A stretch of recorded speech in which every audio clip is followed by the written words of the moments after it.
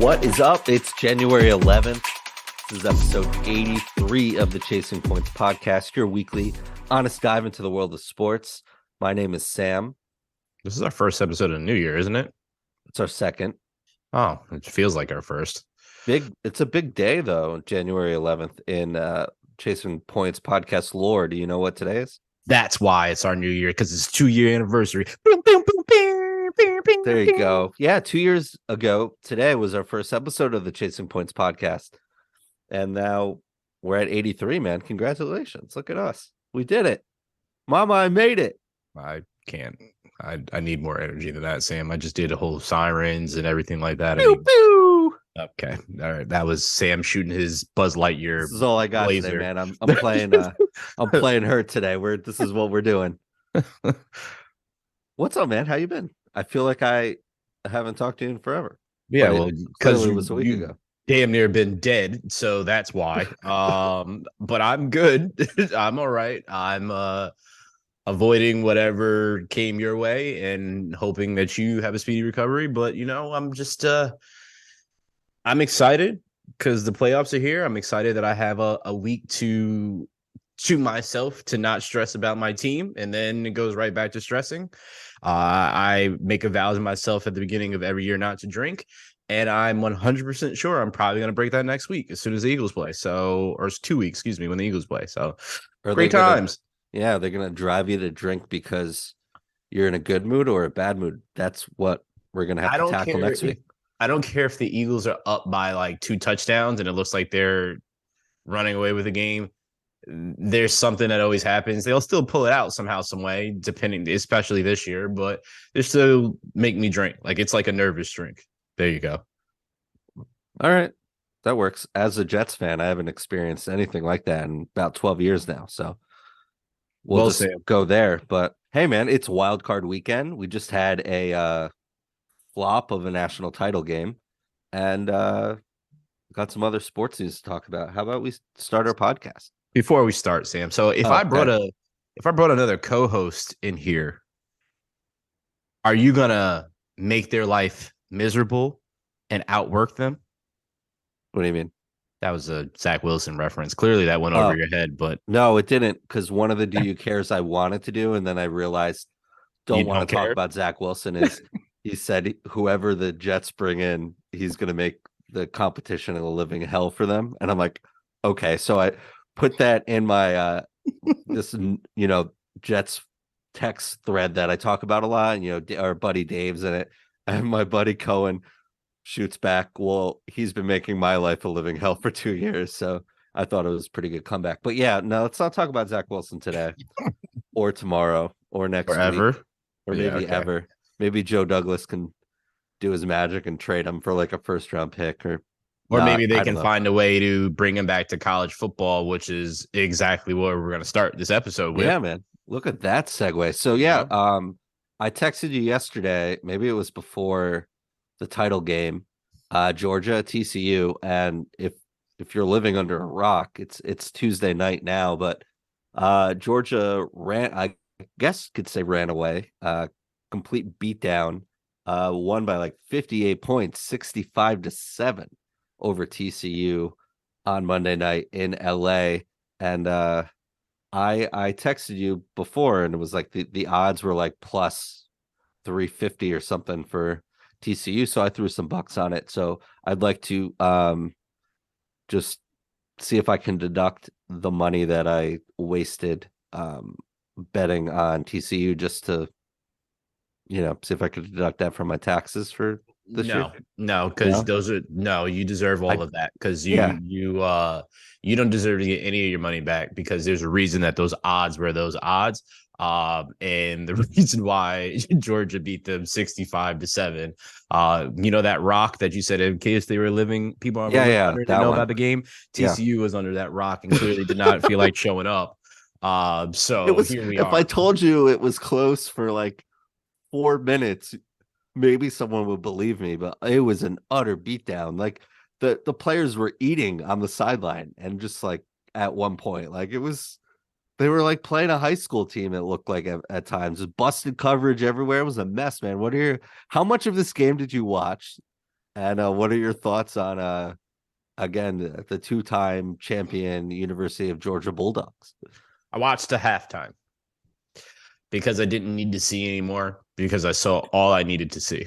It was it was done before halftime, so I really could have turned it off. But I just wanted to see if TCU was going to uh, do anything, and I was watching it on Xbox with Harrison and Dame, and Dame was like, "Yeah, he's like, yo, I'm gonna watch a little bit of the second half." He was like, TCU, they might have some comeback in them, like almost the sentiment of RG3, who went on Twitter and said that TCU are the comeback people. And I said to Dame, I said, I don't know how much of Georgia you've watched this year, but in the second half, Georgia turns it up even more. Yeah, And that's exactly what they did here.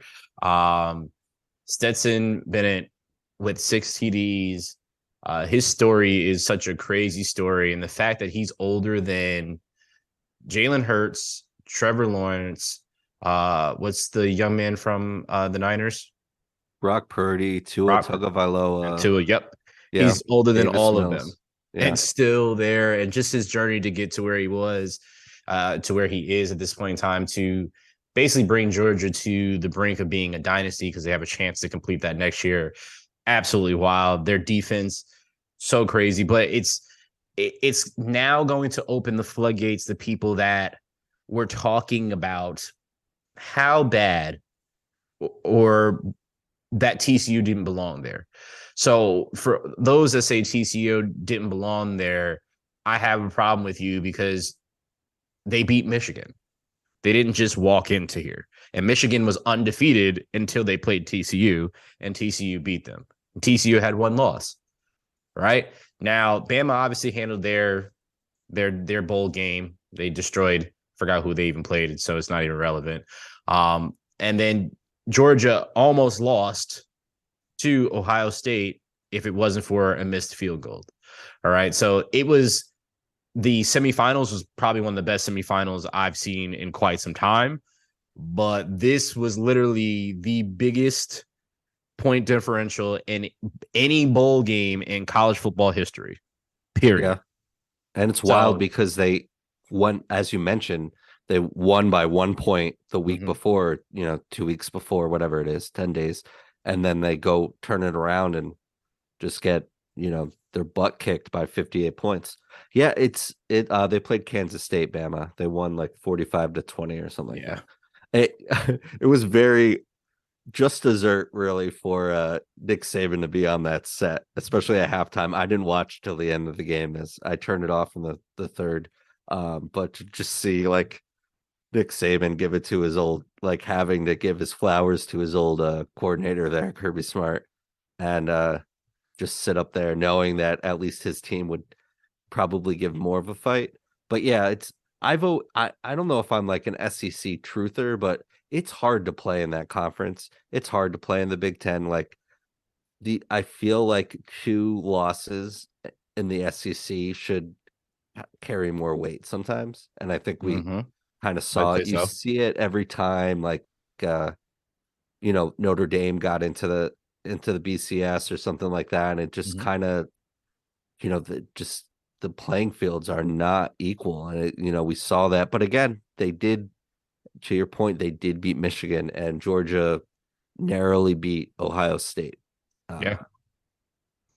I so mean, it's yeah, really every year thus far, and it's probably going to be the same next year until 2 years from now when it's the 12 team playoff, which I absolutely cannot wait for. But it's it's gonna be an SEC team or Ohio State. It's gonna be that, and I'm excluding Michigan because Jim Harbaugh might not be there, and it's looking very, very uh I guess forthcoming that that's going to happen. Uh, so I definitely see Ohio State staying around, unless my Penn State can do something, but I don't believe in James Franklin. So I just see the Buckeyes, Bama, Georgia being right around there, and whoever the other team is a mystery at this point. But I definitely can see those three teams being there. But to your point of the SEC, it's just they have recruiting like no other. Where they're located is where a lot of major football players are bred. But what I also do love, and as you're starting to see, there's it looks like the playing field is evening out since the NIL became a thing, right? Right. And because people now these players can get paid for their name, image, likeness uh, anywhere, right? And still get an opportunity to get some shine. So I think you're going to see, especially with that 12 team playoff, I think you're going to start seeing the playground being evened out a little bit more, the playing field being evened out even more. So I'm ready for that. But I mean, to your point, the SEC is the SEC, and I think the committee does look at them like, well, they just played Bama and they played Georgia and they lost to those two teams, but they didn't lose to anybody else. Like that puts you up there for sure. Yeah. And I think there still is a disadvantage with the NILs because they're only legal, I guess, in a handful of states, right? Is that changing at all? I don't think it's changing, right? I'm sure, just like anything, when it's new, they don't want to change certain things, but it's gonna change. It's definitely gonna change. It has to. Right. Yeah, it's and to the Harbaugh point about not being at Michigan anymore, it took him so long to like build that program. I mean, he was almost fired a million times and left a million times. Like, I think the writing's on the wall now I think the more than writing's been on ever. the wall. It's been on the Yeah. wall even before, to your point, he was gonna be gone, and then COVID happened and came back out, and then Michigan looks like Michigan now. So it's been like a love-hate relationship. Yeah. Is pretty much his whole time there, and now they're actually getting good. And it's just like I don't think he really wanted to be there anyway. I think he wanted to take some time in college football, rebuild his name, and go back to the NFL, where did great with the Niners. He did do Yeah. great with the He Niners. turned that team He around did. quickly. He turned that offense around quickly. He helped Colin Kaepernick and he really helped Alex Smith. To think of the amount of coordinators and whatnot Alex Smith had in his early career with the Niners, Mhm. kind of just helped make him you know a good starting quarterback in this league for sure. And yeah, he flirted with the Vikings last year, got an increase from the Wolverines, and yeah, enough about him there because again, I think we'll get to that in a couple minutes, but I think Harbaugh's probably looking to get out of Michigan there too. But Georgia's just dominance the last 2 years, 29 wins are the most in a 2-year span in SEC history, and tied for the most over 2 years in major college football history. And Georgia is the fifth team in major college football history to go 15-0 or better. So, yeah, they've certainly cemented the foundation, and to go three and a three-peat here. Just looking at Caesar's odds for the season, plus 375 for Georgia to three-peat next year. Bama's behind them at 550, Ohio State 650, USC's at 1,000.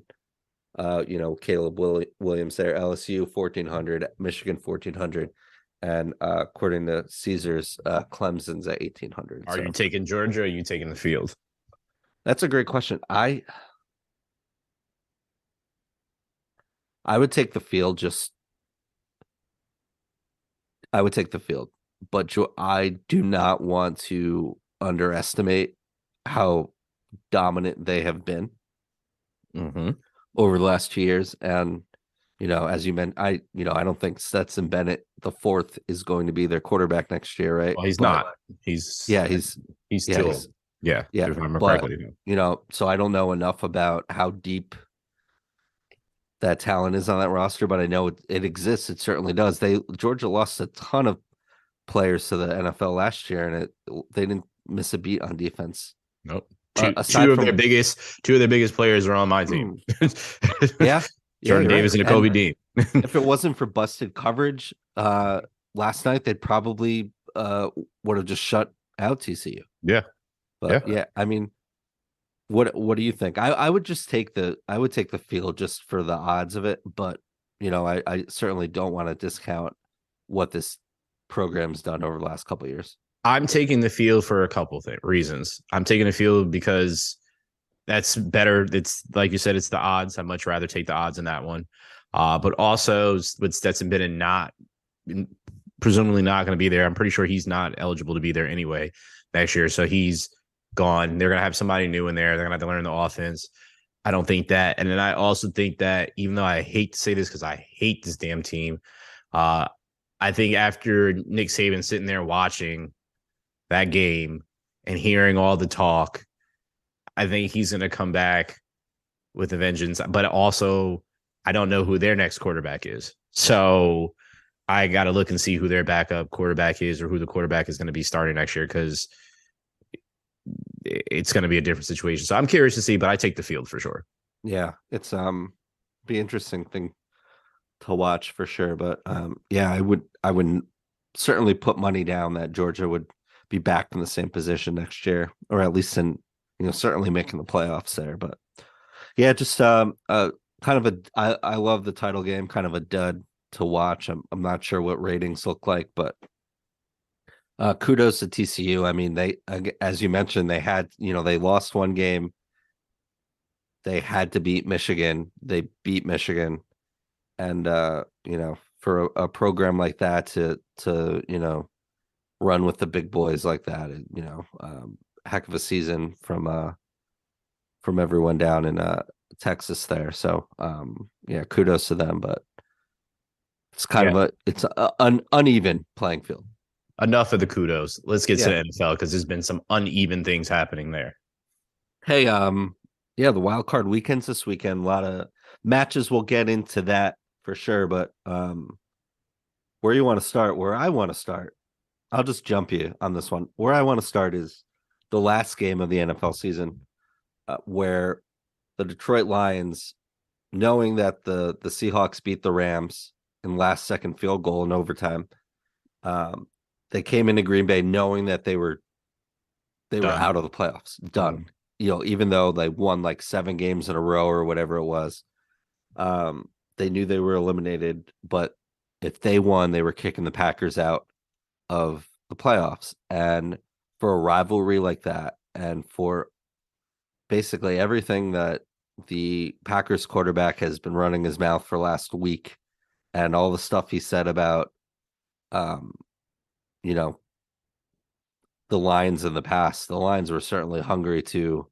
Basically, I saw a couple players tweet too, like if you're not going in, we're not going in. Like if you're not making it, we're not making it, kind of thing. So kudos to them.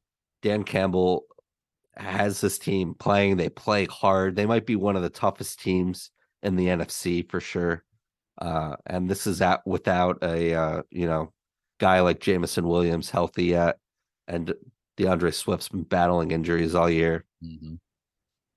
And that defense will get better. Aiden Hutchinson is just a monster, and really good quarterback play. Inconsistent at times, but good overall from Jared Goff. And yeah, just like that, the Lions knock out the Pack from the playoffs, and now we're in the Aaron Rodgers carousel of will he, won't he? To be honest, I personally don't care at all, but it'll be interesting. Hopefully he puts us out of our misery and figures this thing out soon.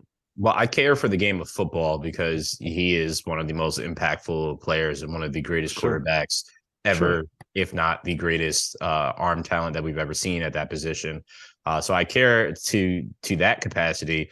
I don't care with the antics and him talking about his future before the game is even played. I don't care about him disrespecting the Lions, a team that already beat the piss out of them earlier in the year, and then talking about them again as if you have their number like it's the Bears, right? You have the Bears numbers, but you don't have the Lions number. So I don't know. Like he's great for media because you're going to get sound bites from every time he goes in the McAfee show. So you're going to get good, crazy sound bites from that is going to give you content, no matter if you have a podcast or a national televised show. He's great for that. But outside of that, he hasn't won anything since that one Super Bowl. It's wild, man. I mean, let me be fair. Let me retract that. He hasn't won a Super Bowl since he won that last Super Bowl because he's won 2 MVPs. So he has won something, but MVP to me means nothing if you can't get to the chip. That's i.e. Aaron Judge. great season, great accolades, didn't get a ring, don't really care. Like, it's great for the record book, don't really care because the outcome is not what he wanted. And I'm sure he'd tell you that, and Aaron would tell you that. I just well, let me give a shout out to it's Jamal Williams for breaking Barry Sanders' record Yep. and the emotional uh, post game interview, his great grandfather passing. This young man has got a lot of heart. I know people were clowning him on Hard Knocks when he was crying. Bart Scott to be exact, excuse me. But I love the heart that these guys have on this team, and I know that Sam and I, if this is your first time listening to this podcast, you have no idea what I'm saying when I'm saying this, but Dan Campbell is a fan of Sam and I's outside of that first interview. That's the press Gotta play conference that that back, introduced man. him. We do. But just seeing what he has with his team, his staff is made up of coaches that were former players, so the competitiveness runs through its player coaches, and they're building something there. And I'm telling you right now, they are going to be scary as shit next year. And I don't care what anybody says. I'm telling you right now, the Lions will be a playoff team next year. And they could have been if they figured it out a little bit earlier in the season.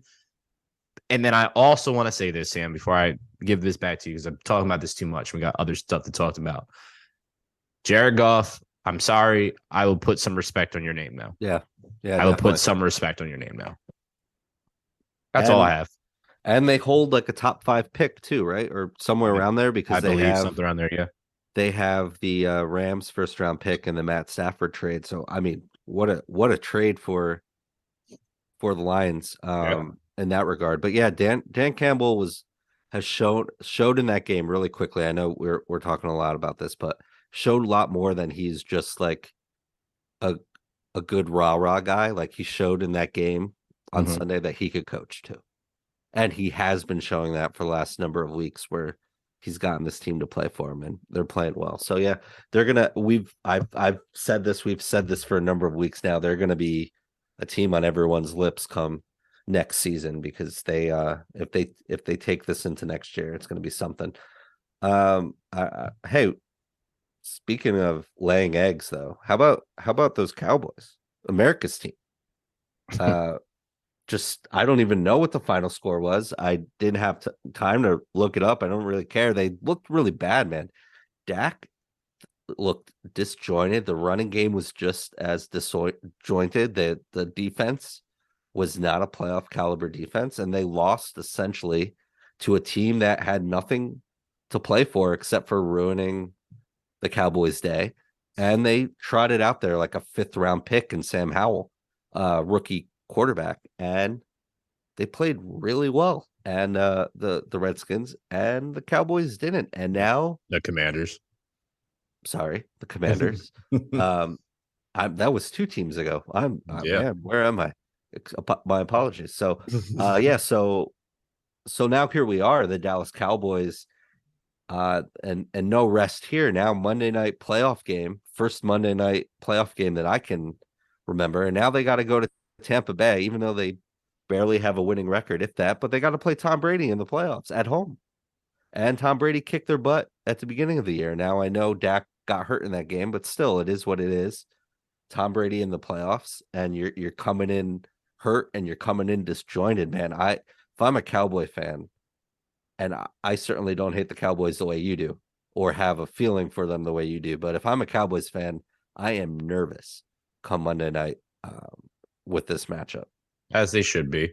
But if I'm a Cowboys fan, I'm more pissed at Mike McCarthy, the coaching staff, to decide to put our team out there and risk them. And risk them for what? This wasn't going to change any seating for you.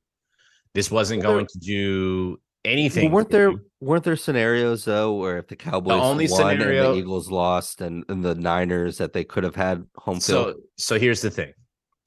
If the Eagles lost and then the Niners won, the Niners would have been the number 1 seed. So the Cowboys would have had to hope that the Eagles and the Niners were going to lose for them to get the number 1 seed. So if you look on paper and see the 2 teams that they played, even though they were games closer than they should have been, the Eagles are playing the Giants, who weren't starting their premier starters, and the Niners are playing the Cardinals. Man, we already know what their roster looks like right now. So did you really think that both of those teams were going to lose on that when they were playing their starters? Makes no sense whatsoever. So you now forfeit a in-season bye to play for something that you realistically weren't going to get. I can understand, to be fair, I can understand if they said, hey, listen, we're going to play you guys the first quarter or the first half even. Once that game got out of hand, exactly. Once we see what the other scores are, we're pulling everybody out. Because I don't blame them for trying to potentially go for something that they could have got, right? So if in the first quarter, okay, you can play our starters, but I'm going to watch. And as soon as I see it going south, like if the Niners are up by a lot or the Eagles are up by a lot, everybody's out. Yeah, that was Second string questionable. going in. And I feel like they didn't put Cooper Rush in until minutes left in the game, where it was essentially meaningless. Yeah. I was flipping back between that game and the Eagles game, so I didn't see all of it, but I feel like the starters were in there way too long. Well, I mean, yeah, and Dak was staring down receivers way too long, throwing literally the same route 2 times in a row. And if you do that against a good cornerback or even not the greatest cornerback, you should expect the outcome of what you got, which was a pick 6. And I truly, truly think, and I think I've been fair this whole season to Cowboys. I would say so. I've been trying to be fair this whole season, but I'm going to tell you, Cowboys fans, because I like Dakota. I don't think Dakota is going to ever get you guys to the promised land, especially if Dakota doesn't use his legs. If Dak uses his legs, it's a different player. But when he's standing right in the pocket, Dak is susceptible to everything. He looks uncomfortable in the pocket. And since he's come back, he led the NFL in interceptions. You can't do that in the playoffs. And especially against Tom Brady's teams. I forgot what the statistic was, but I heard it earlier today or read it earlier today. But allowing Tom Brady's teams, they lead in turnovers, they win the game easily, essentially. So Tom is already a hard out himself, even with the crappy schedule that crappy way they played throughout the whole season, but he's still Tom Brady. And this is the time that he rises to the occasion. So if I am a Cowboys fan, I am definitely nervous because you just lost to a 3rd string quarterback and you guys actually really were trying. Tom Brady's not a 3rd string quarterback, right? And he is 100% going to be trying. So good luck. I would put money and I would put a lot on knowing that if the Bucs lose this game on Monday night, it is not because of Tom Brady. Yeah, you are going to get, especially after this season, you're going to get Tom Brady's best. But yeah, I question too. I think you've been pretty fair with the Cowboys, especially coming off of last January's debacle to end that game against the Niners and the run off of those 13, 14 seconds or so and going into the offseason. But Jerry, man, if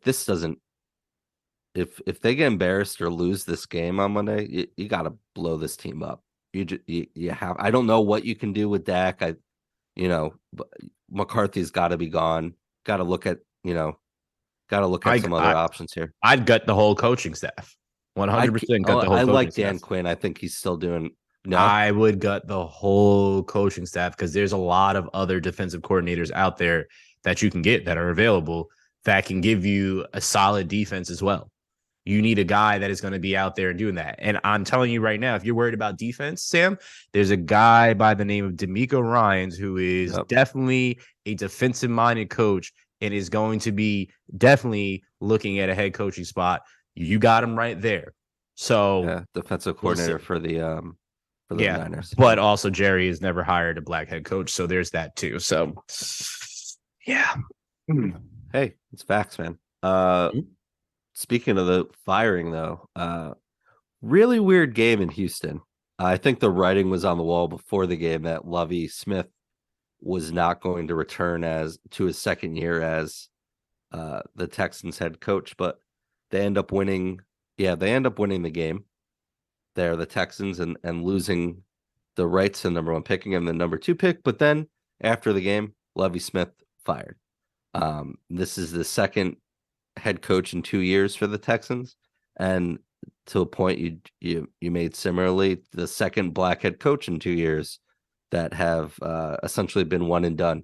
Now, the David Culley thing was, a lot of people thought that might just be like an interim, like just figure this out, especially after the whole Bill O'Brien and Deshaun Watson thing. They needed someone. They were even toying with Josh McCown. Like, they're trying to just tread water here. But there was some thought. I mean, Lovie Smith was going to help rebuild this team, and they did not play well throughout the course of the year, right? But here they are. I couldn't tell you why they got fired. Why he got fired? Well, let me interject here. You said they didn't play well throughout the season. They played well against some of the top tier teams in several games, and they were in the games. You're absolutely right. So he got these guys to get up there and fight. The problem is they lost like 6 games in a row in like the last 5-10 minutes, or 5 to 8 minutes. So it's not like these guys weren't fighting. It's not like they don't have the pieces there. But to your point, I truly believe that he was building something there. And just same way I felt like Brian Flores was building something in Miami. And look where this team is now. Mike McDaniels gets the credit of this season, even though they imploded because Tua is concussed every other week. But the fact that this is 2 black head coaches in a row and aren't really given an opportunity, period. That's the thing. If you're bad, you're bad. Yeah. But Joe Judge was the head coach of the Giants for how many years? 2 or 3. I mean, Adam Gase was the head coach of the Jets for how many years? Yeah, 3, I think. I blacked that out. You know that. Cliff Kingsbury was the coach of the Cardinals how many years? Too long. Yeah. Right? So these guys keep getting Kyler was these opportunities, right? Yeah. Over and over again, but Lovie gets one shot. Didn't Lovie go to the Super Bowl with the Bears? I believe so. And Rex Grossman. Oh, okay. And lost to Peyton Manning. Oh, okay. In the rain. In Miami. Prince Super Bowl. Probably one of the best Super Bowl halftime shows too. But I just hope Rex Grossman. You went to a Super Bowl with Rex Grossman. Yeah, that says a lot. Man, I just think even if I'm a black head coach or somebody trying to be a head coach, I'm hoping to essentially avoid the Texans at all costs, because their organization is ran like a revolving door, and they don't really care who comes in and out. I just feel like it's a money laundering like type scheme that is going on there, and they're just using this just to get their money clean and go from there, because they clearly do not care about this team since losing Deshaun Watson. And I don't care about this team at all, of what they do, except for a couple players on that team. But outside of like Stingley, which is really, really sad because Stingley's on that team and he's such a good young cornerback. Yeah, that's certainly a bummer. But I do want to transition though to a team that you do care about a lot. Well. Their loss or their win, we forgot to say about the Texans win. Oh yeah, last second win. That I believe for most of the season, the Houston Texans owned the rights to the first round pick, and now, or the number 1 overall pick, and now it's the Chicago Bears. So I guess I was going to go to the Eagles and the Chiefs locking up number 1 overall. We're going to get to that. We'll get there. I thought it was a nice segue, but we'll go from a 1 to a 1. That's it. First round by and 1-1. See, we're good. Only way is up. So here we go. Last second heroics by Davis Mills and going for 2. We've said it on this podcast, like, it doesn't help your team. It doesn't help the future of your team, but you can't tell these players like they don't care. Davis Mills knows he's not going to be the starting quarterback of this team next year. He wants he wants to play somewhere. You can't tell these guys not to play. I disagree with it, but that's why I have a podcast and I'm not on a sideline or in a front office. But Mm-hmm. so here we go. The Chicago Bears now hold the rights to the first number one overall pick, and it's come out from Chicago confirming that they're not going anywhere with Justin Fields. They're keeping him, As they and should. they're open to shopping the pick, and I think that's absolutely what you need to do in Yeah. this case. Um, they got rid of a lot of talent on this defense, and they're still bad. Roquan Smith, who we'll talk about in a second, uh, and Robert Quinn and whatnot. They need a lot of pieces. They need to fix this line. They need some offensive weapons. They need certainly a lot of things on defense. A lot of places they could go at one overall. But if there's a team like the Colts or even the Texans or someone that's looking at the Panthers that are looking at a quarterback, I think the phone lines in Chicago need to be ringing because it would make best for them to trade back. Ryan Poles, Yeah. call up Howie Roseman and ask him how to fleece other teams, because you can do a lot with the first round pick, and you can literally make the future with that first round pick, because Justin Fields needs a line and he needs some offensive players. And I tell you right now, if they get that, they will be in the playoffs next year. Telling you that right now, Sam. That's really funny. But go ahead. Yeah. No, go ahead. But we can talk about playoffs, and we can talk about teams that are the number one seed, and also have a first round bye, and that is the Kansas City Chiefs and my Philadelphia Eagles. The Eagles decided that they just wanted to clinch it in the last game of the season when they had 3 weeks in a row to do it, which absolutely drove me crazy. I tell you right now, Sam, if I hear one goddamn person come to me and tell me about Minshew mania, I might roundhouse kick them right in the jaw. I think that issue has been put to bed for sure. Yeah, there's Minshew mania is nothing to me ever again. So thank you. He's proven that he's a backup quarterback. I appreciate that. His footwork is terrible. But anyway, these two teams have been arguably the best two teams throughout the whole season. The quarterback play has been absolutely excellent, and it's between those two. There's arguments for what I would say for Jalen, that those 2 games of him being away proves why he's an MVP, but also while he was away, Mahomes is putting up more numbers, and they were the number one offense, I believe, statistically, number one passing yards, number one in touchdowns. So that bodes well for Patrick Mahomes, but they both get a first round bye, so they get to sit at home this week and watch the potential teams that they can play. And I think for the Eagles, it's either the Bucks or Cowboys, if I remember correctly. And they're going to play the lowest seed, whoever wins.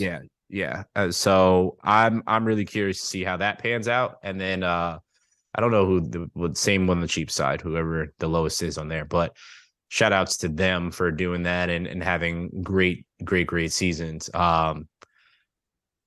Not so great season for Cliff Kingsbury, Sam. Didn't we call? I'm pretty sure I called this coming. I knew this was coming. I think so. I mean, they at least Michael Bidwell, the owner of the Cardinals, did the right thing after doing the wrong thing and extending him and Steve Keim by letting go of Cliff Kingsbury, even though they owe him like 4 more years of money.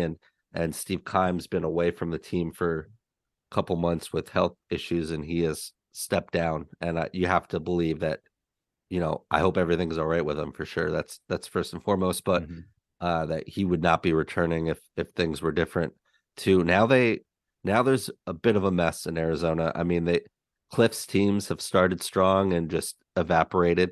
And I mean, this year they didn't have Kyler for a number of games. The Hopkins injury, just poor coaching, a lot going on. He should have never been a head coach. He should have been an offensive coordinator.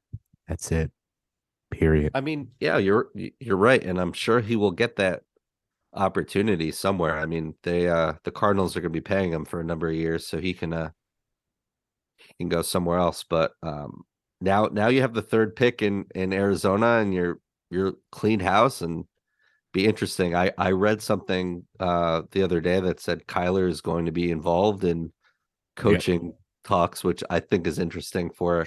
I mean, I usually advocate for something like that when you're, LeBron James or Aaron Rodgers or, someone of Hall of Fame stature. But when you are a guy coming off your rookie deal and you haven't won a playoff game yet, and you have input on what the team is going to do. The only input I want to hear from Kyler Murray is what his Call of Duty team is going to do, because I truly do not like.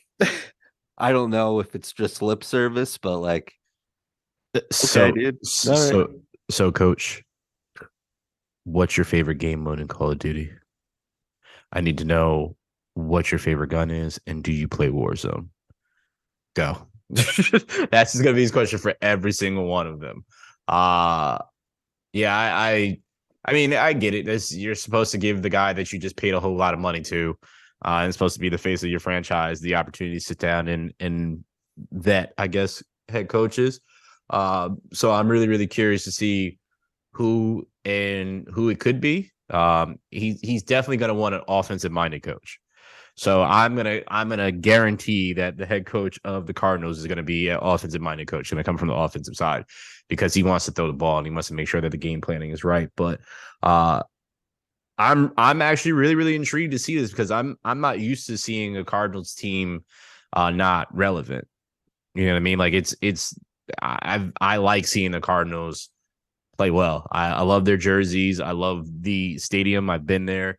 I love the area. So I like to see the Cardinals flourish. I really like a lot of the players on that team. So I'm thoroughly intrigued to see what's going to happen with that I team here in the I offseason. like a lot of this team. I like Kyler Murray. I I do as just well. think like he's owed a boatload of money. You're attached to the hip to him for a number of years. You can't You get are. out of it. And I mean, he was number one overall pick, and he played when he's healthy and he's playing well. Like, yeah, he's He's slinging the really good. ball. Yeah. Yeah, Mm-hmm. he's really good. And there's certainly it's a mess there. Mm-hmm. But they got some pieces as you mentioned, and hopefully they can figure some stuff out. It's got to be an attractive coaching spot. I mean, it's play golf, beautiful golf courses. You can play whenever you want. Franchise quarterback. You could be in worse spots if you're a head coach, but certainly a lot of work to be done. They have the third overall pick. I'd imagine it's going towards a lineman, offensive lineman, or maybe even a defensive lineman like Jalen Carter or Will Anderson of Bama or something like that. But um, yeah, just a mess there, but a shining light in this Arizona season, or at least the last couple games, has been JJ Watt, and to see him have a big day and to get a standing ovation in San Francisco at the Levi Stadium, which is the only stadium that he hasn't played in, which I thought was kind of like a fitting end there. To had a couple sacks, I think, right, and just a big day, and they took him off the field at like the 2 minute warning so he could do his whole walk off, and the crowd certainly gave it back to him. And just certainly a future Hall of Famer, and what the guy does off the field is just as impressive as what he does on the field, and certainly a bright spot in that Cardinal team for sure. Will be missed too. So just props to Hall of Fame career for JJ Watt for sure. Yeah. Solid career. Even more solid guy. I will be happy to not see his nose bleeding every week. But yeah, absolutely a defensive powerhouse. I Uh, forgot to like remember how off on offense how like lethal he was. They put him like line him up as a oh yeah, fullback and yeah. just at the goal line. Yeah, Just ram people. yeah. Yeah, yeah. He was something else. But yeah, he's absolutely solid career. I thought it was pretty cool that his brother wore his jersey and vice versa. Both of them. Yeah, Yeah, so that was really really cool to hear and or see. Derek Carr's like, remember me? I'm still here. I'm still in the Yeah, NFL. well, sorry, Derek Carr. You might be retiring, even though you're saying you're not retiring. But this Not next Derek coach, Carr. Derek Watt. So Yeah. Yeah. Okay. Yeah. It's like, Derek Watt's like, hey, remember me? I'm the little yeah, brother. like Okay. nobody. I don't remember him. We might not be remembering Sean McVay because he's Oh, thinking again about retiring. And I would be thinking about retiring too after you guys had a Super Bowl hangover. I mean, you won, but you've also mortgaged off your future. So he's probably going to get the hell up out of Dodge because they have no picks, Sam. Their picks are given out to everybody. They were Oprah with the picks.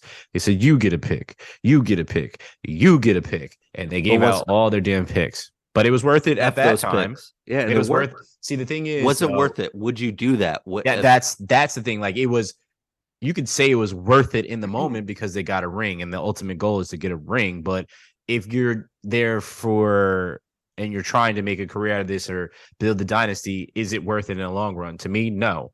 But you also, some people have played their whole career and never gotten a ring. Dan Marino, one of the greatest quarterbacks ever, never got a ring, right? So you take the risk that you can take to get that. But to hear that he is contemplating retiring is very interesting to me because he's young. It's not like he's old coach. He's young. it's not the first time these rumors have come Yeah. about either. So I'm really curious as to if he just has other endeavors that he wants to uh really venture into, or if he just is seeing the writing on the wall in advance and gonna maybe do the Sean Payton route, sit out a year, and then have interest in another team and have them come back and try to trade him. I think it's exactly that. Go to TV for a year or two, let Mm-hmm. one of these networks give you a ton of money. Yep. Um, you know, definitely the grind is minimal. I know like a lot of talk like he recently got married and he's like our age, right? So it's like um I think it's just like getting out of Dodge. You see the writing on the wall. This team is imploding. Certainly Les Snead and him didn't think that this team would crumble this fast. I'm sure they didn't. When you get a guy like Jalen Ramsey and Aaron Donald might not come back now, but you Shit, if I'm Aaron Donald, I'm saying to myself, why did I come back? yeah, no, that's a fair question too. Matt Stafford, who knows how that shoulder's holding up and if he's even how long he's gonna want to do this. Mm-hmm. So I mean it's totally like reset the situation for him because just like Sean Payton, who will, certainly in the news with coaching wise, just like Sean Payton, he's gonna be a attractive head coach whenever he's on the market. Yeah. So yeah, it's just like let's just go do TV for a couple years. He's a smart dude, like he's a good looking dude. He's a marketable guy, like marketable guy. Like let him, like do his thing, and then he'll end up getting one of these teams that are right on the cusp of winning, and take it from there for sure. I don't think it's a burnout. I think looking at the future, if you're the part of the Rams front office, is burnout because it's a big mess. But What do they say about him? He's one of the young, bright, smart minds in football. If you don't think that this smart mind doesn't see what is to come, oh yeah, you're out of your mind. He knows what's going to happen. You got one of the greatest football players ever on your team, and probably the greatest football player that Sam and I have got the pleasure to watch in our lifetime. And Aaron Donald, and knowing that he's probably not going to be there, his one of his best friends, Whitworth, retired last year, right? So that's a huge offensive lineman that you have he's there. killing it on TV too. He is. On He absolutely Amazon. is. Yeah, To your point, Stafford is. We don't know how much more time Stafford is here, so you gotta rebuild that defense, which that defense looks terrible. the My guy offensive line Jalen, is terrible. yeah. So there's too much going on there. I don't think he really wants to stay there for. I think he wants to go to a team that's somewhat young and has a lot of good young pieces and build up there. And I think that's just the move that he is going to make. But speaking of young pieces, a guy that's leaving, potentially leaving college kids. We talked about him at the top of the show. Is Jim Harbaugh. He interviewed for the Broncos head coaching position. I know he's been clamoring to get back into the league. I think that would be a good call by the Broncos because again, he actually has a track record in the NFL. He actually did well in the NFL, and he's a player coach, right? He's a coach that guys come and rally behind, and I think he is. I believe he's a leader of men from what I've heard, especially with his time in San Fran, um, the Broncos need something, and I think that the energy he brings would be great. See, you talked about it earlier, his connection with Cap, and how they were together. I think he can absolutely bring this team to where it goes, and he would be inheriting a phenomenal defense already too, even though they let one of their better pieces walk. But I I honestly think he's going to jump to the NFL, whether it's the Broncos or somebody else. I don't see him being Big Blues coach next year. Do you? I would think it's probably time if the right situation. I mean, Mm-hmm. I've heard some things too, like David Tepper, the owner of the Panthers, who is one of the newer owners in the league, if not the newest owner or second newest owner, but he's got a lot of money to spend and likes that big splash. He spent a fortune on Matt Rule to buy him out of Baylor, and Mm-hmm. that could be a potential landing spot too. Carolina, an attractive place to live, to work, and certainly the roster has pieces there too to quickly turn around. But yeah, I would agree with you, dude. I think his days in at the big house are done, and he's headed to the NFL, whether it's Denver or somewhere else. But kudos to Russell Wilson too. He played really well. I know that game didn't mean anything Yeah. for him. I don't quite know why the Chargers pl- started everyone. Mike Williams got hurt his back. Yeah. That Um, was not good. so I don't really know if the ramifications if they won that game. I'm not sure if there were any at all, but um, yeah, Russ Wilson looked good. I know we've been dogging him all year, and rightfully so. But yeah, he looked good there. But there's the Arizona spot. There's Carolina now. Denver. Not sure where else is open at the moment, but I'm sure John Harbaugh is on a short list for all of those teams to be their next head coach for sure.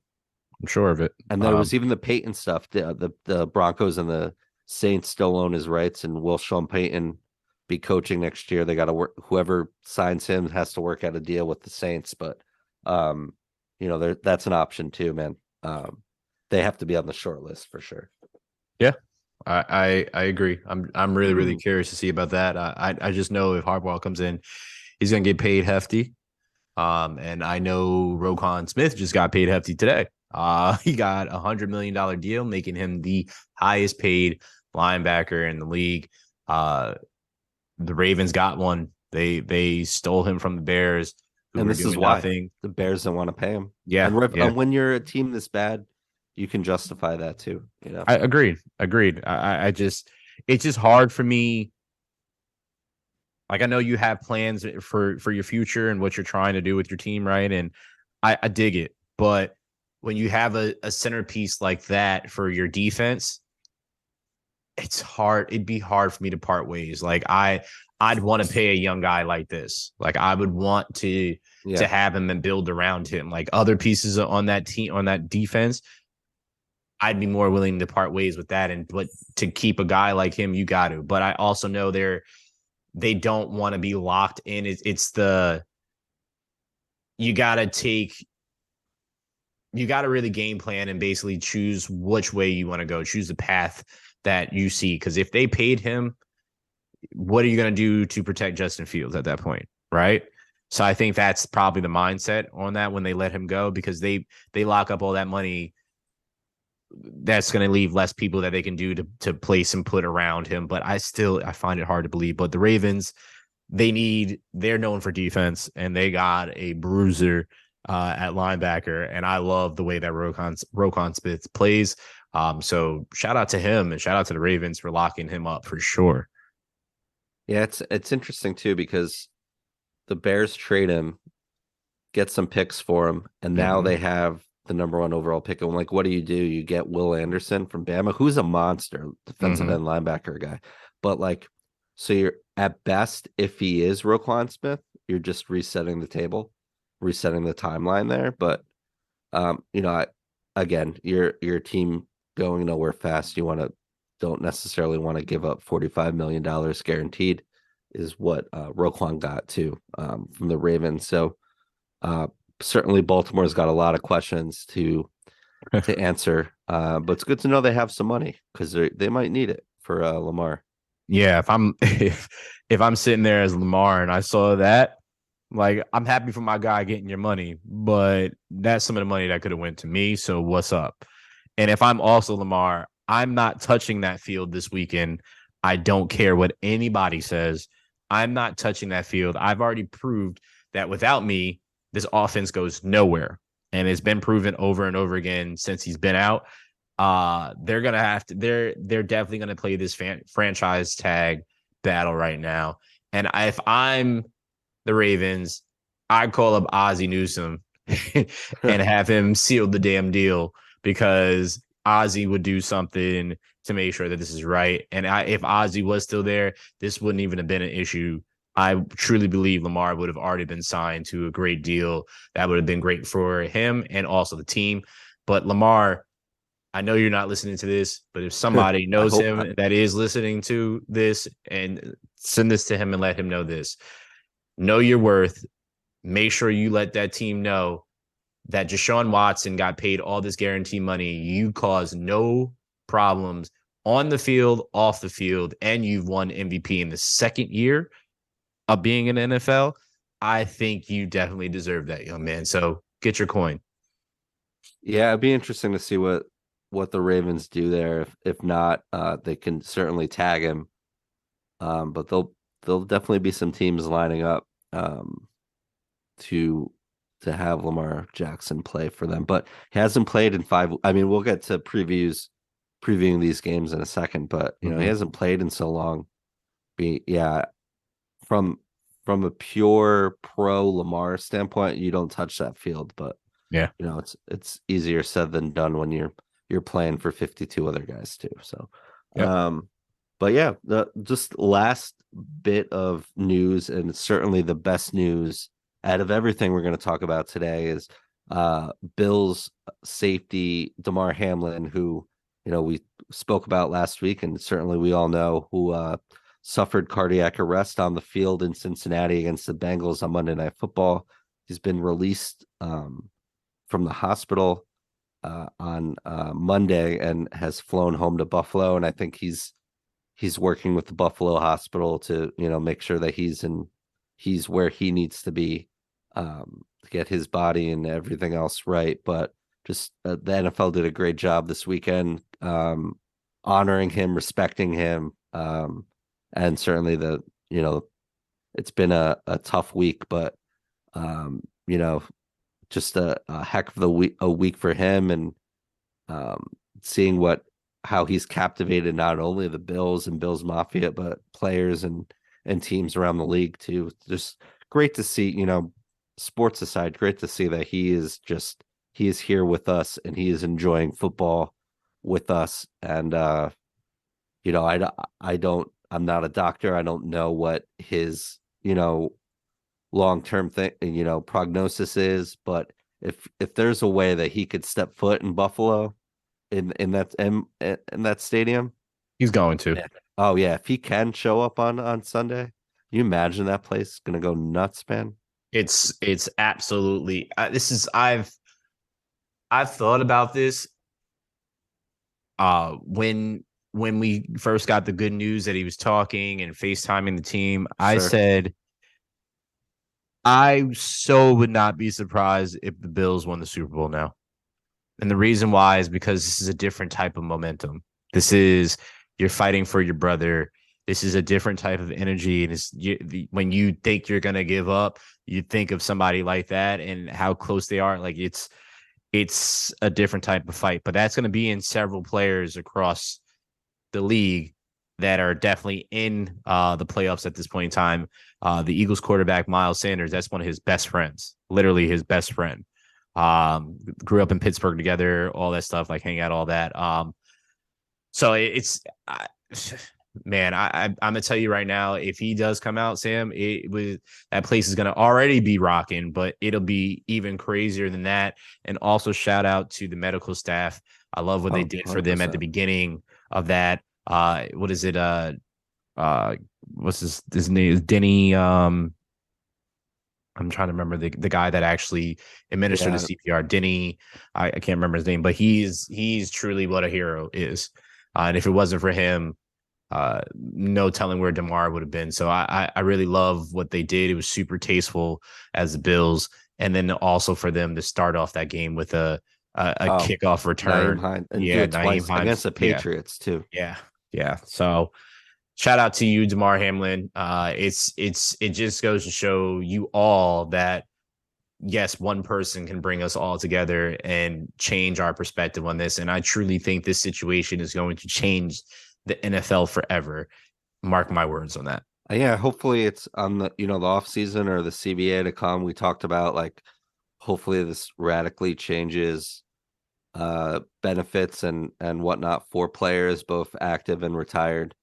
Um and he's a catalyst for change for sure. But yeah, it's showing how important of a moment in sports that was. And I'm a Jets fan, diehard Jets fan. I hate the Bills. I don't like hate the Bills like I hate the Patriots, but I don't like the Bills. But it's hard to not cheer for the Bills Yeah. with all of this.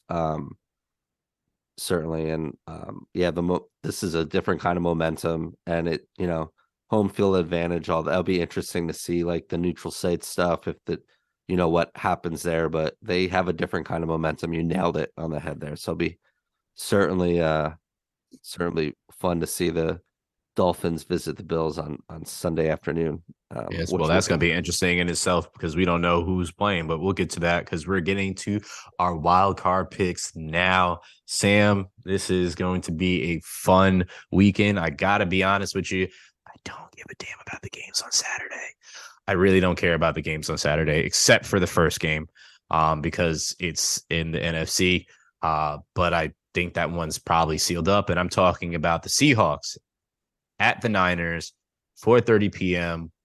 Eastern on Fox. Both Sam and I have the Niners, but Sam, I have to be honest,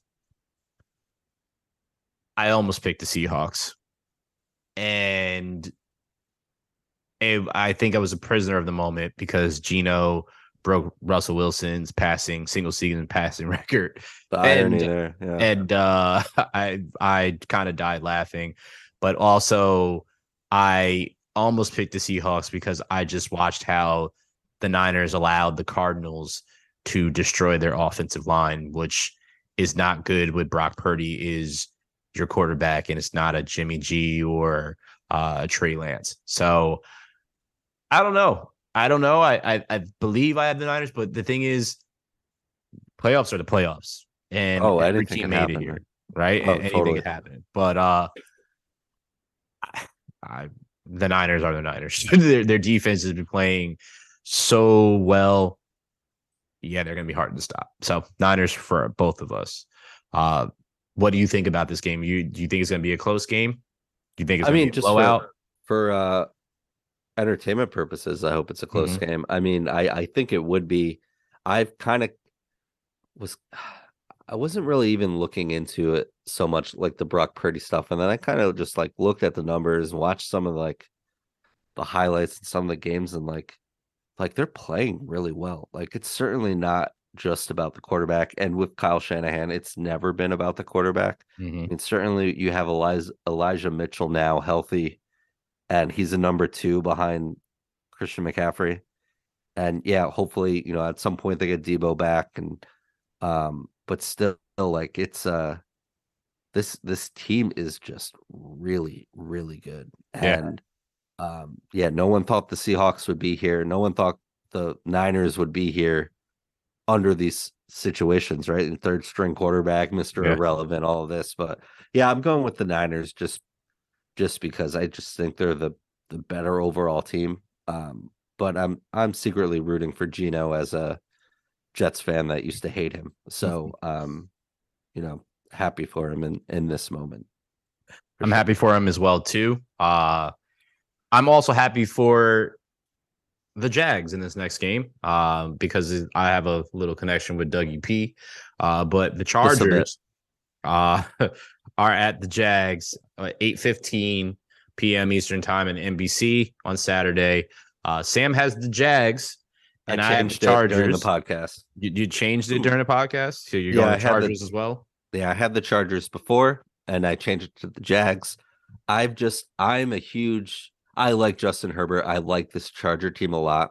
Mm-hmm. And there's just been so many like they're both really like Justin Herbert's really good. Eckler's good. The receivers are good. The defense has its moments there, and they have definitely some pieces there. They're just so inconsistent. And we've talked about it all season about like which coaches, which teams are just going to end up blowing it in moments like this. And Brandon Staley, I think it's just going to find a way to lose this game as he has in other big spots too. And just watching this Jaguars team, and even though they kind of, they came from behind a bit and against the Titans last week on was it Thursday night and won the division and or Saturday rather Mm-hmm. and won the division, did all that, but just this team's playing well. Doug Peterson has won a Super Bowl. He's the exact opposite of Brandon Staley, and I'm just I don't think they match up as well. Like certainly the Jaguars aren't as talented of a team, but I'm just going with the momentum right now, and I just think my guts just tell me the Jaguars are going to win. So the funny thing is, I went back and forth about this game too, and for several of the factors that you mentioned as well. Uh, I just like the way that the Jags are playing. They're playing with heart, and I know very, very well what a Dougie P team does in the playoffs and the type of heart that they have and the type of quarterback guru he is, being a former quarterback himself. He's got that team and that offense buzzing, and I would not be surprised if there is a victory speech ending with the Duval at the end of it, but I really don't trust Brandon Staley at all. I really, really don't. But the Bosa brother is back, right? He's been back. I don't think so. No, he's not back. Okay, I so don't yeah, think so. I'm gonna stick with the Chargers, but in my heart of hearts, it's telling It's me to like go with after all Jags. that, I'm still going Chargers. Yeah, I'm my heart of hearts is saying Jags though. Um, Sunday, I will be watching every single one of these games. Maybe Sam will be watching them with me. Who knows? We'll see. We'll figure it out if Sam is feeling better. But 1 p.m. Eastern time on I'm CBS. excited about this Jags Charger game. I'm not excited about the first game as much, but you said Saturday games aren't you're not into it. I'm excited about this. Yeah, I could care less about that Jags Chargers game. Okay, I mean, I that's fine. do. I'll probably. I mean, it's also my anniversary, so I won't. That's why I'm not, because I'm not investing any time in it. So I won't Happy be doing anniversary. anything. Thank you. What? It's playoffs. Yeah, I know. Trust me, I know. Wasn't too happy about that. Let's just say my lady flip flop and was not supposed to be here this weekend, and she decided she wanted to spend our anniversary together. So here we are. Anyway, I'll be watching the game Sunday, and Poor Brandon. so happy she doesn't listen to At this least the podcast. Eagles aren't on. Oh, listen, Can you imagine that? there was a very thorough conversation early in our relationship about when the Eagles play. I don't care when anybody else plays, really. I'll watch. If it's a big game, I'm gonna watch it too. But when the Eagles play, I don't care what you got going on. I'm watching it because I'm gonna find a link. I'm gonna go to a bar. I'm gonna be at it. I don't care. I'm watching it. So we have an understanding and we good on that. But I have an understanding that the Dolphins are at the Bills, and both Sam and I picked the Bills, and it's probably because we don't even know if Tua is playing.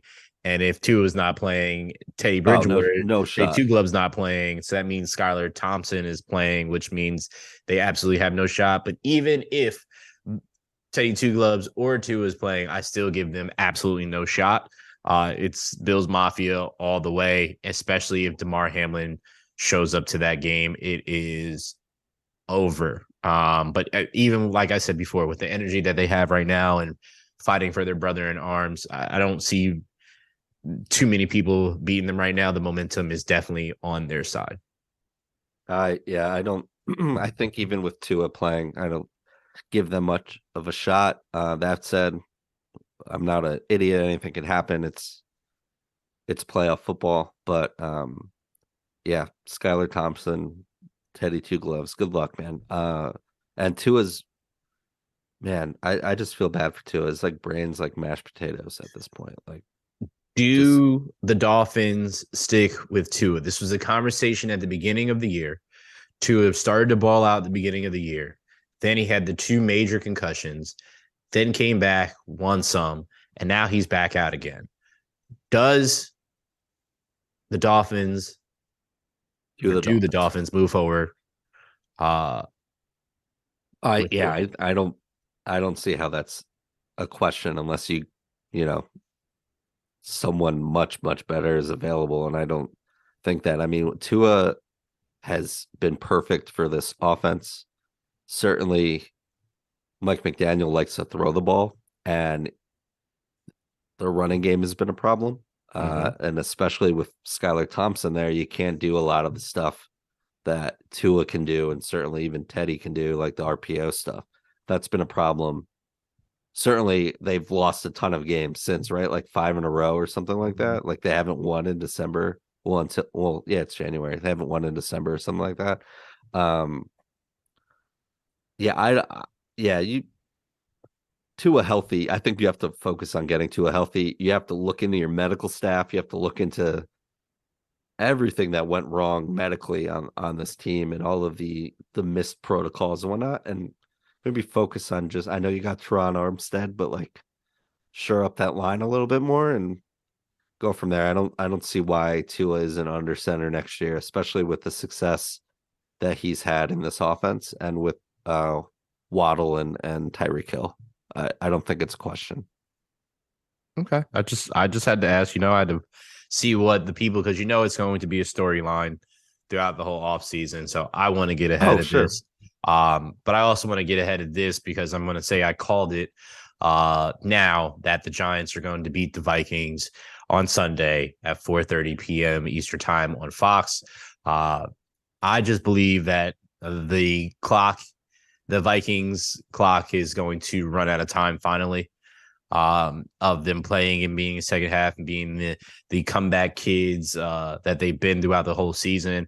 I think it's finally time for them to really poop the bed and and not actually get to where they could be because they don't feel like playing up to their potential. And I can't believe I'm saying that for the Giants. Uh, but with what Brian Dable has done with his team, it's hard for me not to say he's the coach of the year and how he's got them playing. But again, I still don't believe in Danny Ducks, but that is just me. Um, but I could see the Vikings winning this game. Yeah, I know what you're thinking. You're saying, Sam, all year you've been crapping on the Vikings. All year. You're saying they're Poop. average at best. They're not that good. They're frauds. There were a couple weeks where I was like totally in on the Vikings and admitted it, but like I'm still going the Vikings. But and I know you're like you just said all this stuff about Brandon Staley. Yes, you're right, and it's Kirk Cousins. It's not in prime time, but it's 4:30. It's it's a national network game. Like all eyes are on Kirk Cousins. Like I don't know. I This Vikings team is clearly better than this Giants team. I think that I mean any Giants fan would tell you that. Yeah, But I I just think they'll win because they're the better team. But I don't know. I have a feeling they'll win because they're just the better team. But I would not be surprised if Kirk Cousins just turns into a you know whatever. So am I hedging? Sure, but I'm going Vikings here. that's fair. This one is interesting, and it's only interesting because we don't know if Lamar is playing or not. And that is the 8:15 game on NBC is the Ravens at Bengals. Uh, Again, yeah, again. If Lamar is playing, this could be a different, an interesting game. Uh, but I don't know how interesting because we haven't seen Lamar play in several weeks, and to come back into the playoffs and just be slinging the ball is hard. I mean, he's probably going to need to warm up in the first quarter for them to be somewhat of him. He's always going to have his legs on him, and that's something he doesn't need to warm up. But his vision is definitely going to need to warm up a little bit. But if you you stay ready. You don't have to get ready. But the thing is, you're running into a Bengals team that is Super Bowl ready. So good luck to the Ravens. This might be a sayonara, see you next year type situation, which I truly feel is the case. And so does Sam, because he has chosen the Bengals. And I think this is the time of year that Sam starts to support Thorough Burrow per Oh, name. I've been on the Burrow bandwagon, Yeah, baby. I know, but I'm saying this is when we hear more from you about Joe Burrow this time of year. So the floor is yours, Sam. Uh, Joe Burrow is just an ice cold killer. That He said, is. He is. this Bengals team is just so much better than this Ravens team, and there's no assurances that Lamar is even gonna, as you mentioned, get on the field, let alone play. Mm-hmm. Um, and he hasn't practiced in 5 weeks or so, like sprained MCL.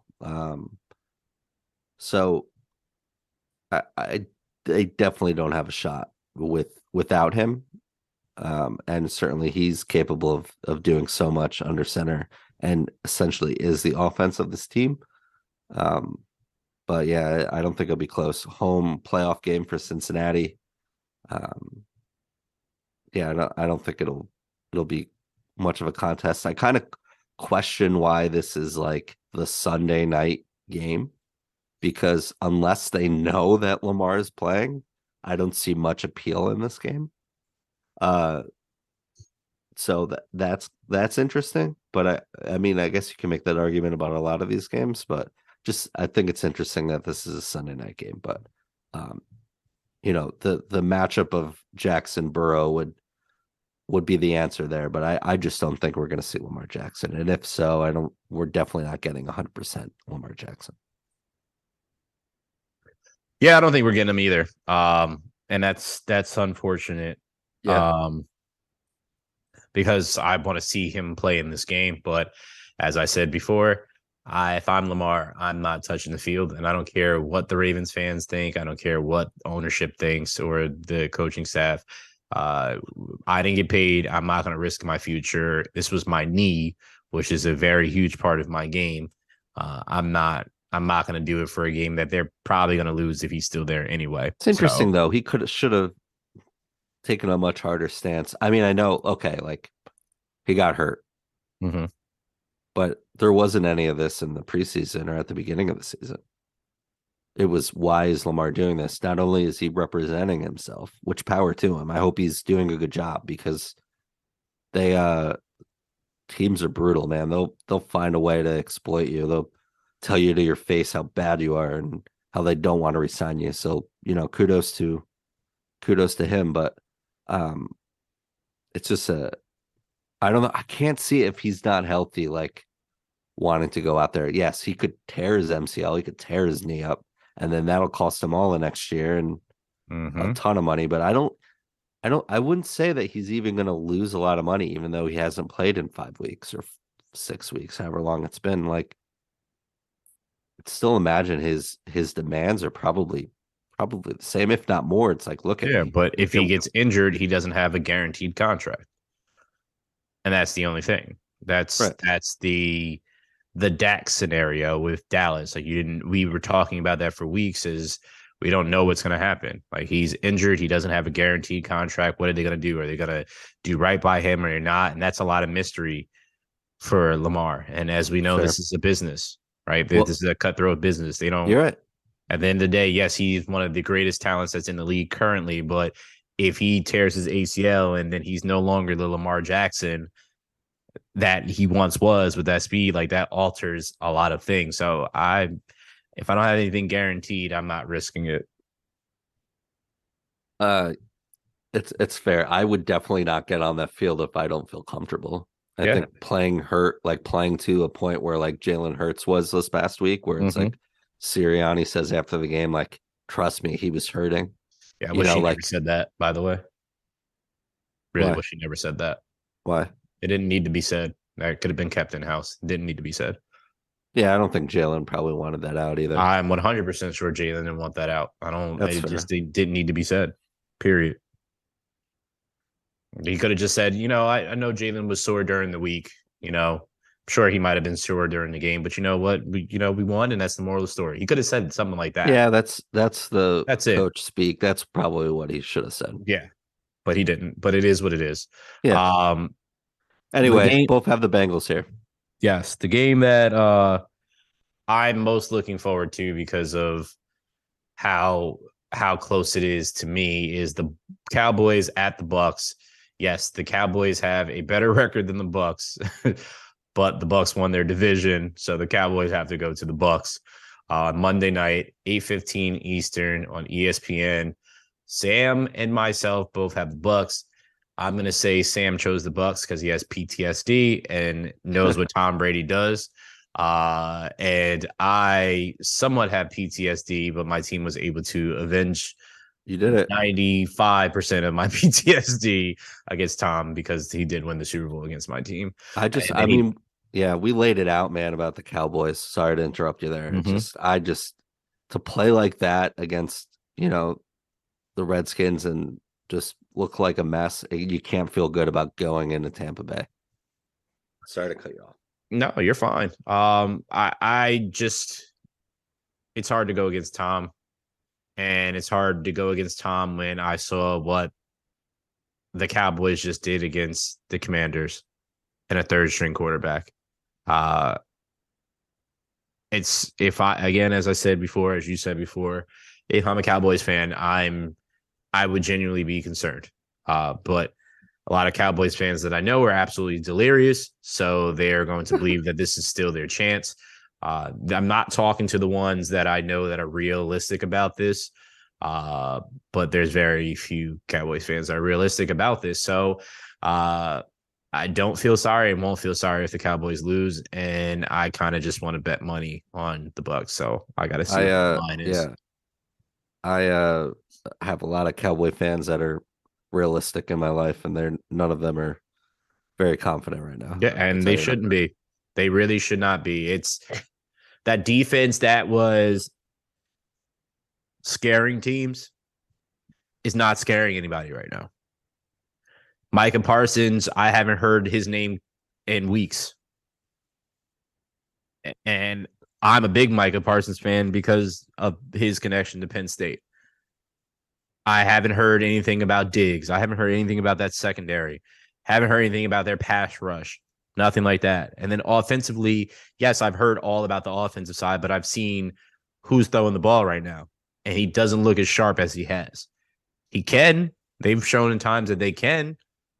And they've hung their hats on beating the Eagles with their backup quarterback, and who still almost beat them. And you think that's kind of like the nail in the coffin was like everyone saying like all the Micah Parsons stuff about the Eagles. Kind of feel like at that. I mean, the Cowboys have been teetering all year, and obviously they get a lot more media attention than any other team because they are the Cowboys. But that was a door that just didn't need to be open, and you were quickly proven wrong. And here you are, you have a $40 million quarterback, and you can't win games. Yeah, I think the biggest hole for them is their secondary, and it's and what teams and the Eagles kind of gave teams the blueprint of how to play against Micah is you run the ball directly at him and you take him out of the game. That's what they did the first game when Jalen was there. And yes, they had their backup quarterback, but as an Eagles fan, I'm not complaining about or rubbing in the face that we beat a backup quarterback. I believe they were still a good team at that time. They were running through games. people. They were running through people at that point in time. And then what they did against the Eagles with Gardner Minshew, who hasn't played valuable minutes since last year, and basically like the end of the season when they were resting people, and then you go and lose to a third string quarterback like that, a rookie third string quarterback, and he made you guys look like fools. I'm telling you, if I'm a Cowboys fan, I am literally chomping on my nails right now, scared as shit, because this is what it is. So it's gonna be a good game. I know it's gonna be a good game. So I'll be intrigued to see what happens. I don't know if they're scared. I just think they're realistic and know that this is going to be. The Cowboys could definitely win this game. There are many outcomes where they could win this game. It's not like it's a landslide. It's not like we're talking about some of these the some of these other games we just talked about. It's totally possible. It's just the way they've been playing and who they're playing against does not seem likely Agreed. at the time. And Agreed. that's saying something when the Bucks are, barely 500. Yes. Yes. So, but yeah, man, those are our picks. So we both have the Niners. I have the Jags. You have the Chargers. Both have the Bills. I have the Vikes. You have the Giants. Both have the Bengals, and both have the Vikes or the Bucks. Going to be a fun weekend, a football wild card weekend for sure. Hey, you want to end this thing? Play some Do You Care? Let's go. After weeks of back and forth and almost signing with three teams, Carlos Correa just signed a 6-year deal to come back and play for the Minnesota Twins after his deal with the Mets falls apart due to physical ankle injury that he had years ago, and didn't look good to give him all the amount of years and money that the Giants and Mets were looking to give him. So instead, he signs a 6-year deal that will give him about $42.5 million more over the life of the deal than the Mets would. Do you care? No. For baseball purposes, yes. I mean, he flirted with several teams. Literally was signed to a team. Too, yeah. Leaves. Can't pass a physical. I saw earlier today before today when we're recording this, to be clear, that talks were heating up with the Yankees again, and I was just like, all right, can this guy just figure out where he's gonna go? Like what is gonna happen here? But it's very, very smart in the Mets. I shout out to my boy Max. I know he's a diehard Mets fan, and he was stressing about what was going on in Carlos Carrera, and he was the one that actually called. He's like, he's gonna go back to the Twins. Like, I'm calling it right now. So he called it. But it's just so crazy that this has happened. But I'm actually proud by the move by the Mets and Yankees to not invest that money in him and him being a wild card with his health and spending all that money. So, I mean, he did well with the Twins. The Twins are still building something out there, but I mean, I guess they will see what happens. And they don't have Gary Sanchez. Gary Sanchez is currently a free agent right now. Yeah. So I'm curious to see what's going to happen there. But yeah, don't really care. Do you care? I don't care. I think this was a luxury for the Mets. I know we were talking about this earlier, just offline. Like, this was a smart move by Mets owner Steve Cohen to not. Yeah, he's got a ton of money. He's using that money, but he's not just throwing money against the wall or throwing it at anything. Like, they're making smart baseball decisions, and this was a luxury for the Mets. They could use another bat. I'm sure they will find another bat either via free agency. There's not much left, or trade. But this was a platinum glove shortstop that was going to play third base for them. So in that regard, I would not fault Steve Cohen at all. I've heard people, Mets fans being like, oh, well, blah, blah, blah, Steve Cohen. It's like, no, man, like, this was, you made a good decision. You're giving this guy a huge, long contract. And if you don't think he's going to hold up, then that's something. And the Twins are in a position where it's hard to get people to come to Minnesota. And, you get guys like Scott Boras to get you to go to Minnesota when you get $43 million more than what you were going to get. Yeah, you're not getting a 10-year deal or whatever, but this is the kind of move that a small market team like the Twins needs to make if they're going to attract any kind of free agent there. I don't care. I'm not a Carlos Correa fan. I was a fan of him even when he was on the Astros before the whole cheating thing. He just rubs me the wrong way. I always liked him coming up. Remember when he was drafted, thought he was a hell of a defensive player. Always had him on my fantasy team, but not a fan of Carlos Correa. Don't really care. Good for the Twins though. So yeah, there that is. Man, the Giants have fallen apart since the arson judge. 7 minutes of arson judge. I gotta say. Hey, anyway, speaking of something a little closer to home, your boy, our boy, Kevin Durant, expected to miss at least a month with an MCL sprain that he suffered. Was it Monday night? Got tripped up a little bit. Was Bam? It was Bam, right? Bam Adebayo. I think it was Jimmy Butler. I think Was it Jimmy Butler? It was against the Heat for it sure. was Lowry with the screen, and then he fell over Lowry and like I think fell into Butler. But the way that his knee twisted in It that was Lowry screen was it. yeah. So I mean, KD's been on one this year. I think he's only missed one game, but almost 20, almost 30 points a game, almost 7 rebounds a game, 5 assists a game. He's playing really well. You know, Kyrie said all the right things in the press conference. Like he's in good spirits. You know, we're the leaders of this team. We just got to keep playing. We got shooters on this team. So certainly you don't want to miss one of the prolific scorers in NBA history on your team, but you know, hopefully other guys can certainly step up. What's your so do I care? Yes, I think this is you know, not what you want if you're a Nets fan, but uh you know, we'll see if they can tread water without him. But what is your prognosis of KD going down? This is terrible news. I'm being that it's just a sprain, I'm very, very happy in that aspect. So I guess that's good news there, but it's never good to hear somebody injured but it could have been way worse. Especially that he's had an MCL sprain before, and also has ruptured his Achilles. We are Achilles brothers, in theory. Uh, so I have a connection to him in that way. It's a secret society. Is it? Um, You guys have it like is. handshakes and stuff? Is there not? We might when I meet him, we might automatically like our Achilles probably talk to each other. They sync up when we're together. Um, so, but no, with Katie being gone, it at the time that the Nets are number 2 in the East and we're pushing for one, and right behind the Celtics. They during this stretch they beat the Bucks, which is huge. Not something they were really doing at the beginning of the season at all, or barely contending with anybody.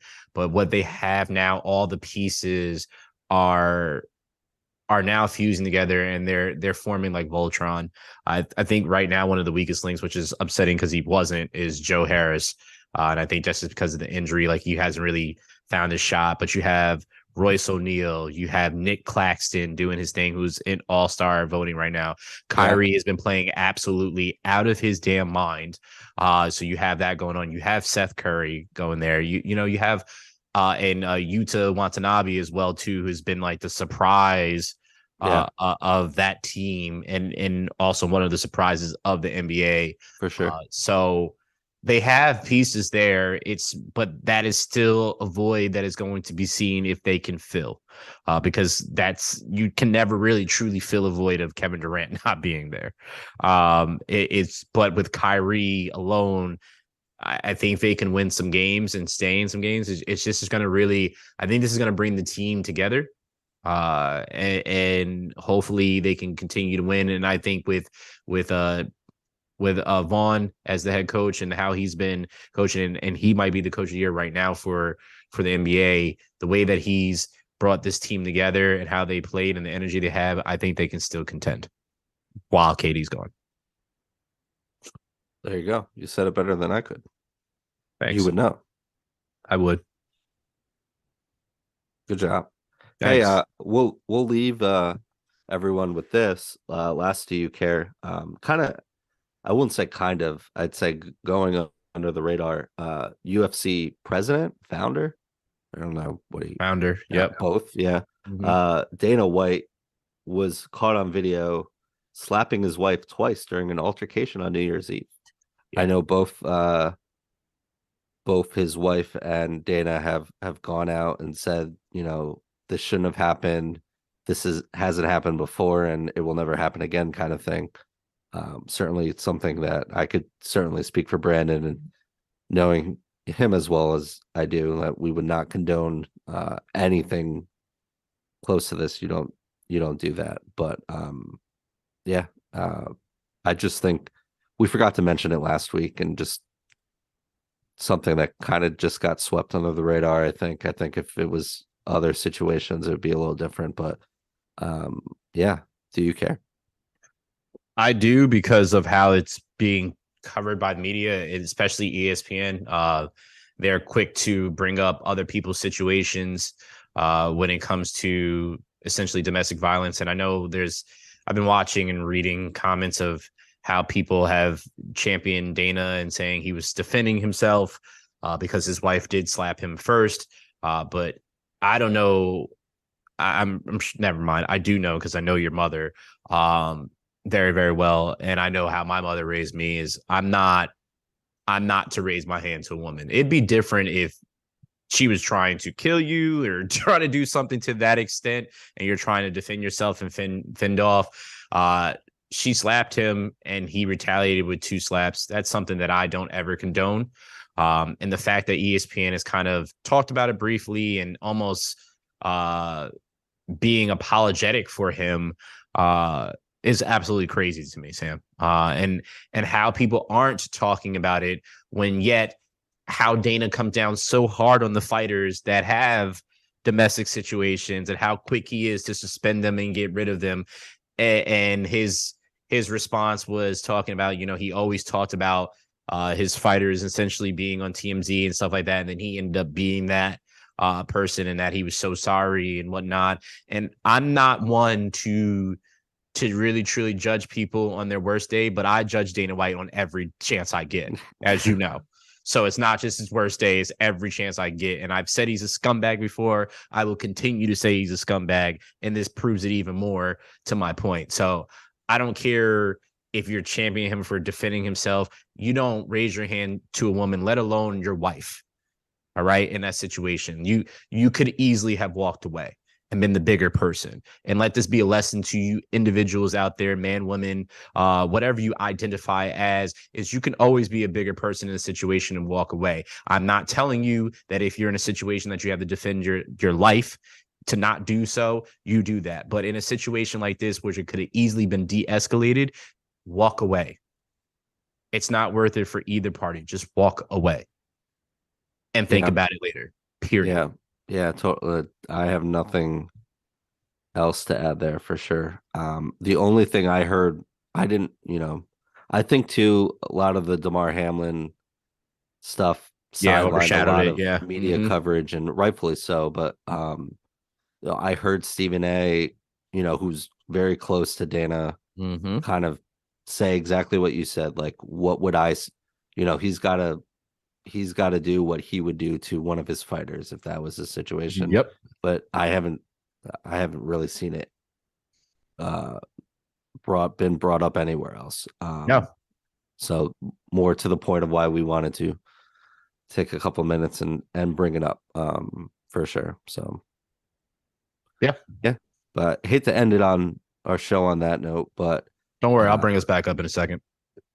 all right, well, look at that. So yeah, thank you for listening. Episode 83 of the Chasing Points podcast. And thank you for all of you who have stuck by us for the last 2 years. It's been so much fun to get to do this with just a really, really close friend, family to me. And it's been a lot of fun to be able to do this once a week, and to talk sports and to have people listen and give their opinions is something beyond what I could ever dream of there. So I appreciate it. Much love to everyone. And tell your friends, tell your wife, tell your kids, tell everybody, tell your whoever. But yeah, thank you for following us online and the reviews and everything that continue to come in. We really appreciate it. So for Brandon, my name is Sam. Thank you so much, and we'll see you next week. Oh, Sam, that was cute. I'm blushing. I just wanted to take time to speak to future Brandon. Future Brandon, $1.1 billion Brandon, because you're going to manifest this lottery and win this at 11 p.m. Future Brandon, I want to make sure that you make a promise to still come on this podcast and then elevate it with technology to reach there to levels that are unheard of Future Brandon, I want you to make sure that you do what you're supposed to do. And what I mean by that is go on vacation and buy a house where you want to buy a house, always where it's nice and sunny, and where nobody can get to and you're all by yourself. Future Brandon, I want you to make sure that you never forget the little people.